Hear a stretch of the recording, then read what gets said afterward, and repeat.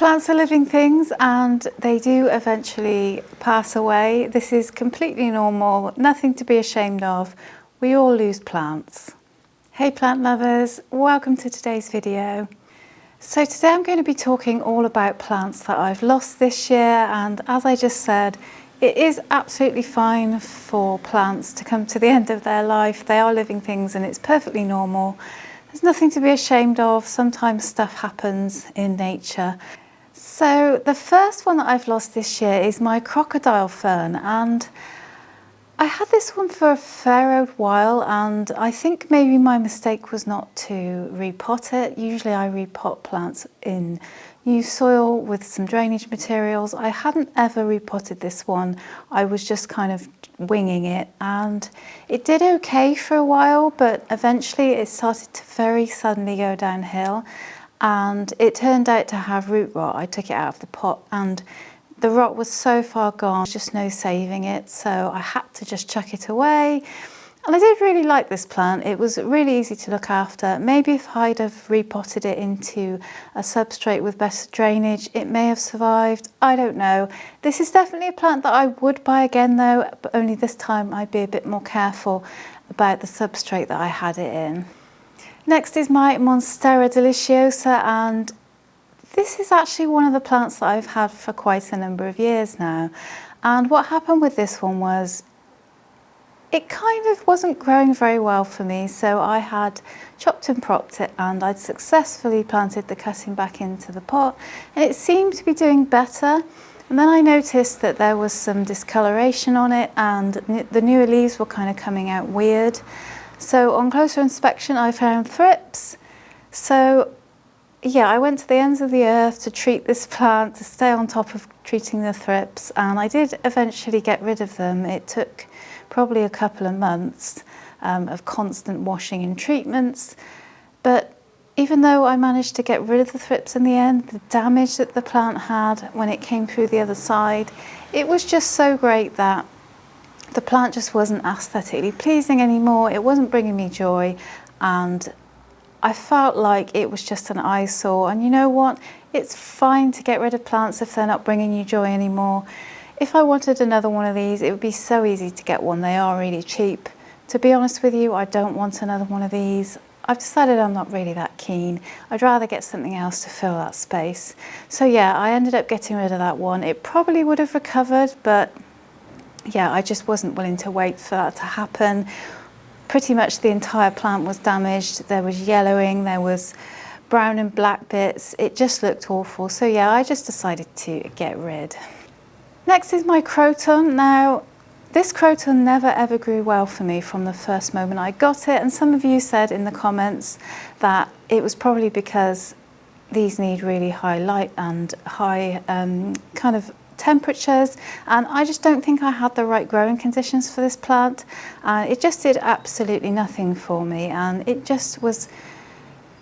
was just really getting on my nerves, and I just decided to get rid of it, to be honest with you, because it wasn't sparking joy anymore. It was doing absolutely nothing and it was just looking really sad, and yeah, I just decided to get rid of it rather than keep trying to grow it. I had a feeling that it probably wouldn't make it through the winter anyway and it was going to die anyway, so I think I just maybe got rid of it a little bit ahead of time. Next is my Syngonium tricolour, and I actually bought this one ages ago now. I bought it from the sale section in a garden centre and it turned out to have root rot. I thought I got a bargain, but what I'd really got was a rotting plant, and yeah, it ended up just dying, and yeah, that was the end of that really. And I do actually have a little bit left. It started out like this as a stump. This is what I had left of it after the rot, and I cut it right down to this little stump, and then this is what's grown out of that stump. So with this one, I do have a little bit of a plant left, but it's still early days. I've been kind of nurturing this one under a humidity dome for months, trying to save a bit of it. So I don't know if this bit will survive or not. Maybe it will, maybe it won't. But yeah, at least I've managed to grow that one back a little bit. But yeah, this one was a really nice Syngonium, and I really did like this one. I should have just bought a full price one really. Lesson learned. Another plant that I sadly lost this year is the Dieffenbachia Camilla, and I absolutely loved this plant. It was the second Dieffenbachia that I bought, and unfortunately, because this one has really yellowy coloured leaves, I didn't notice that it had thrips, because juvenile thrips are yellow. And I just did not notice until suddenly the plant started declining, all the leaves drooped, and by the time I actually noticed the thrips on there, the plant was almost gone. And I did try to treat it a few times, but in the end, because it was so far gone, I decided for the health of my other plants to just get rid of it, because it could have passed them on to my other plants, and it may well have done, because I did have a little bit of a thrip problem after that. But yeah, I think it was just the colour of the leaves on this one. It's just so difficult to see pests on this colour plant. So I've actually lost quite a lot of Syngoniums this year. I've had some bad luck with some Syngoniums. Syngonium albo is one of the ones that I've had bad luck with. Sadly, I bought this one online and I thought, wow, this is a real wish list plant, and I was so excited.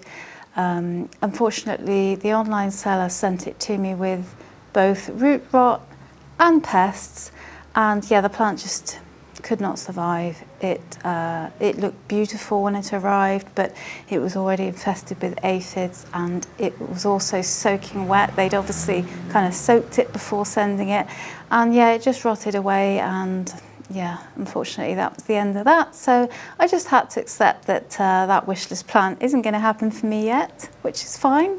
Next is another type of Syngonium. This one doesn't actually have an ID, but I bought this from a really amazing garden centre that I thought looked after their plants really well. It was only later that I found out that a lot of the plants I bought there had root rot. They'd obviously overwatered the plants, and sadly this Syngonium was the first to go. It very rapidly declined, so much so that I thought it had thrips, and I could not find any pests on it whatsoever.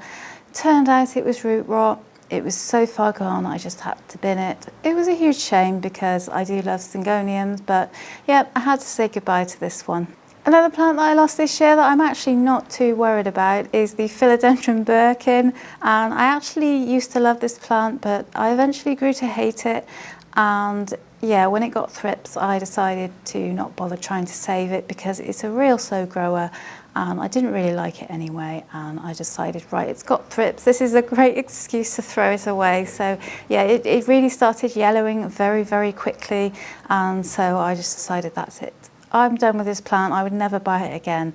I don't like it, I don't care that it's gone. Next plant that I've lost this year is this red Aglaonema. I can't remember exactly what it's called. I kind of liked this one, I did really like it, but it just did not grow well for me for some reason, which is strange because Aglaonemas are usually quite easy. But this one, it just stayed really scraggly. I tried propagating it, it just didn't really grow well for me even after propagating it. And yeah, it was just looking awful, and in the end I decided, you know what, I don't really like this plant. I'm not going to try to grow it any longer, so yeah, I just got rid of it because it just looked so sick. I don't know what was wrong with it, it just looked sick. Didn't appear to be anything wrong, there weren't pests. Maybe it just didn't like my environment, I don't know, but yeah, that one's gone. The next one is the Tradescantia Nanook, and I actually had a really good run with this plant, and honestly I would buy it again too, but this is a plant that tends to get quite straggly, and you do have to kind of cut it back and propagate it in order to kind of bring it back to full health.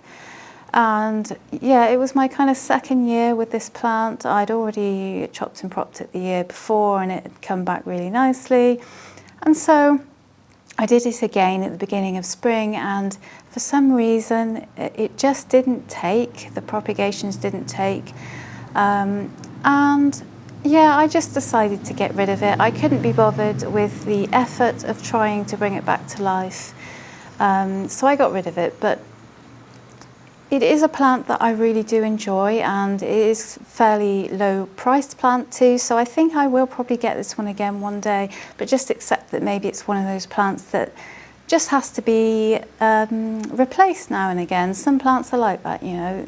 Next one is my Calathea or Gopurtia macayana, and I absolutely love this plant. It was so easy to look after for a good time, and it was so healthy and wonderful, and I always said it was one of the easiest Calatheas out there. Pretty much the only one I could keep alive.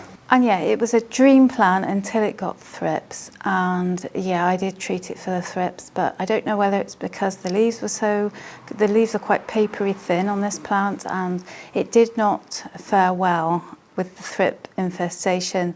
I did manage to get rid of them, I think, or at least control them, but it was just so damaged that there was just nothing left of it. It was just so awful, it looked terrible, and so I just accepted that was the end of that plant, because one of the dangers of keeping plants that are kind of in an unhealthy state is that they can actually attract more pests if they're unhealthy. So I don't really like to have too many kind of sick plants around just in case they attract more pests. It can just be easier on my mental health to get rid of them, so I don't have to worry about them attracting more pests in. But yeah, I would get this plant again, definitely. I did really enjoy owning it, and I think it's a really beautiful plant. Yeah, it's just sad that it got pests. Next one is a real lesson for me. This is a tenanth, and I actually bought this really recently, and I thought I'd got a bargain. It was £10 in a supermarket. It came in a nice pot, and I thought, wow, what a great deal, I've got to buy this. Well, it turned out to be false economy, because not only did the plant have a really bad infestation of spider mites, it also had root rot. And the combination of those two things, it just declined rapidly after I got it, and that was it, it was gone. I don't know whether it was just this specific plant or whether tenanths are difficult plants, but I had heard that tenanths were definitely easier than Calatheas, so I don't know.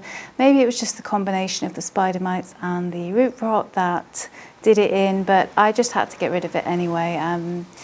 So yeah, lesson learned there. After that, I will never be buying cheap plants from supermarkets again, at least not that supermarket, because it just is not worth it. So those are some of my plants this year that have gone up to the garden in the sky. What plants did you lose this year? Let us know in the comments. There's no shame here, guys. We all lose plants. It's perfectly normal. I really hope you enjoyed this video, and maybe it made you feel better about your failures, because we all have them. It's just part of life. And if you enjoyed this video, guys, you may well enjoy this one here, so go ahead and check it out, and I'll see you in the next video.